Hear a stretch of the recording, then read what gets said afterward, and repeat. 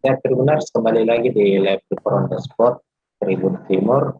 Untuk laporan kedua kita akan terhubung dengan jurnalis Tribun Timur Nurul Hidayah yang saat ini berada di Kabupaten Maros terkait dengan perkembangan kelanjutan dari eh, aturan baru yang dibuat oleh pemerintah pusat yang mengatur terkait dengan perjalanan para penumpang udara namanya.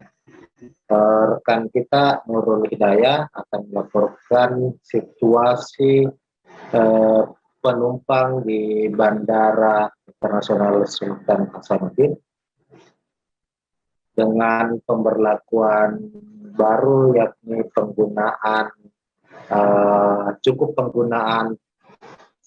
swab antigen untuk para penumpang menggantikan kewajiban sebelumnya yakni harus PCR. Selamat siang rekan Nurul Hidayah. Siang rekan Alfian. Ya, rekan Nurul, bagaimana persyaratan penerbangan terbaru di Bandara Internasional Sultan Hasanuddin sendiri sejauh ini? Baik, Tribuners, ada kabar baik bagi para masyarakat yang ingin melakukan perjalanan menggunakan moda transportasi udara, di mana berdasarkan surat edaran Kementerian nomor 96 tahun 2021, ini terdapat kelonggaran aturan perjalanan yang baru.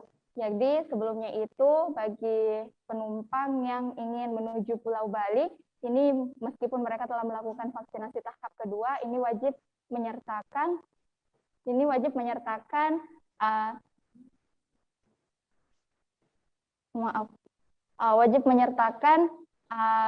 hasil tes PCR 2 kali 24 jam. Sementara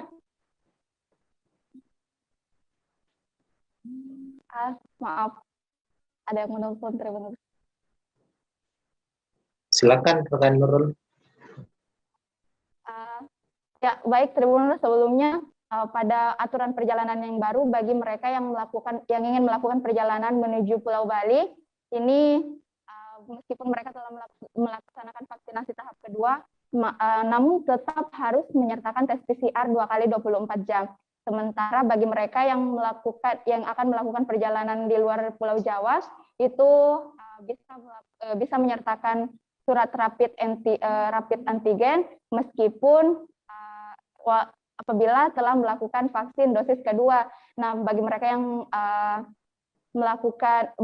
yang baru melakukan vaksinasi dosis pertama itu yang wajib menyertakan rapid PCR 2 kali 24 jam. Nah, di aturan terbaru ini bagi mereka yang akan melakukan perjalanan menuju Pulau Bali, ini apabila mereka telah melaksanakan vaksinasi dosis kedua, itu bisa melampirkan rapid antigen saja. Namun bagi mereka yang baru melakukan vaksin dosis pertama itu wajib menyertakan rapid PCR 3 kali 24 jam. Sementara bagi mereka yang akan melaksanakan perjalanan menuju daerah di luar Bali dan Jawa, itu cukup menyertakan rapid antigen saja yang sampelnya diambil 1 kali 24 jam.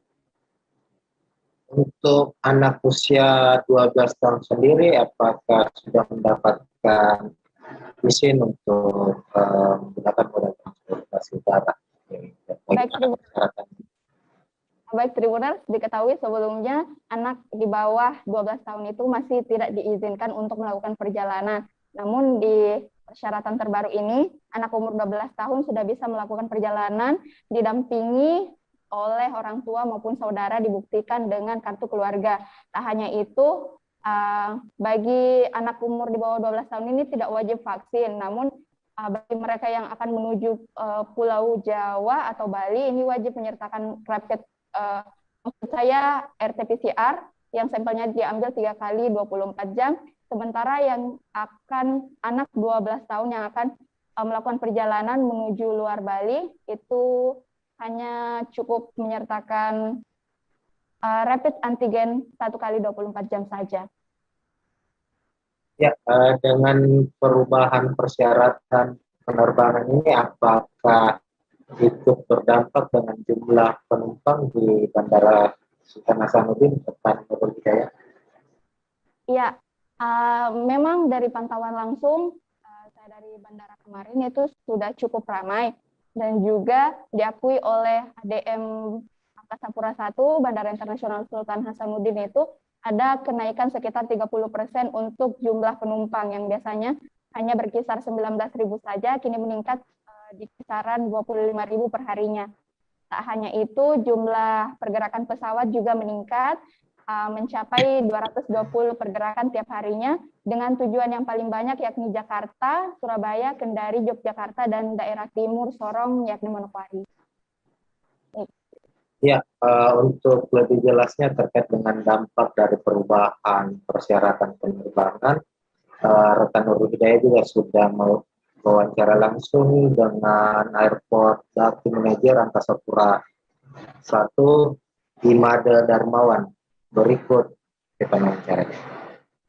Surat edaran Menteri Perhubungan yang terbaru ini ya, yang diterbitkan tanggal 2 November tahun 2021, surat edaran nomor 96 itu ada kemudahan bagi calon penumpang pesawat udara yang menyatakan di mana perjalanan antar Pulau Jawa dan Bali atau menuju Pulau Jawa dan Bali, kemudian keluar Pulau Jawa dan Bali itu kalau sudah vaksin pertama itu wajib melengkapi dokumen kesehatan dengan rapid test PCR ya, yang berlaku selama 3 hari dari surat tersebut dikeluarkan.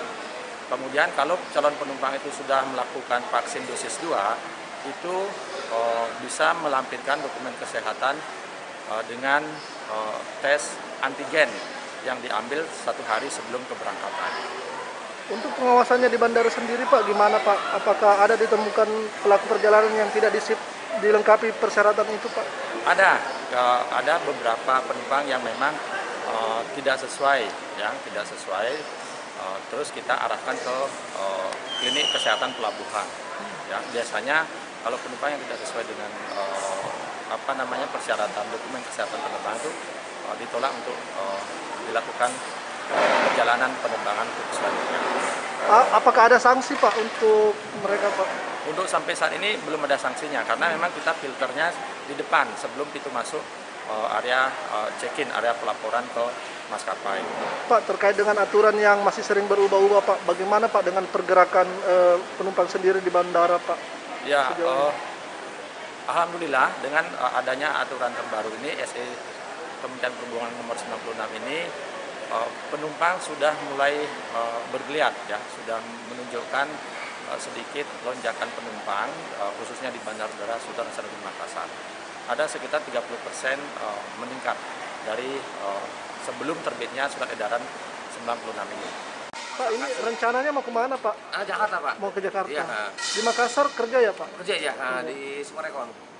Gimana Pak dengan ada aturan penurunan harga PCR lagi Pak? Ya alhamdulillah sih, jadi kita ke pulang kampung jadi enak jadinya. Nggak begitu mahal kayak kemarin kan. Itu ada peraturan vaksin pertama itu PCR, vaksin kedua itu antigen kan. Cuman harganya udah terjangkau lah. Sekarang ini mau PCR ya Pak? Bukan, kita antigen. Oh antigen. Ya, demikian penjelasan dari manajer Angkasa Pura I terkait dengan dampak dari perubahan aturan perjalanan transportasi, utamanya transportasi pesawat di Bandara Sultan Hasanuddin. Ya, Tribuners, dengan berakhirnya laporan dari rekan Nurul Hidayah dari Kabupaten Maros, berakhir pula live report on the spot Tribun Timur untuk edisi kali ini. Namun tetap stay, tetap ikuti terus perkembangan peristiwa-peristiwa menarik lainnya dari 24 kabupaten kota Sulawesi Selatan lewat live report on the spot Tribun Timur yang akan hadir setiap harinya, tentu secara reguler, dan tayangan menarik lainnya di channel YouTube Tribun Timur. Dan akhir kata, tetap jaga kesehatan, mari menjaga jarak, menggunakan masker tentunya, dan tetap dukung program vaksinasi agar kita semua terhindar dari COVID-19. Assalamualaikum warahmatullahi wabarakatuh.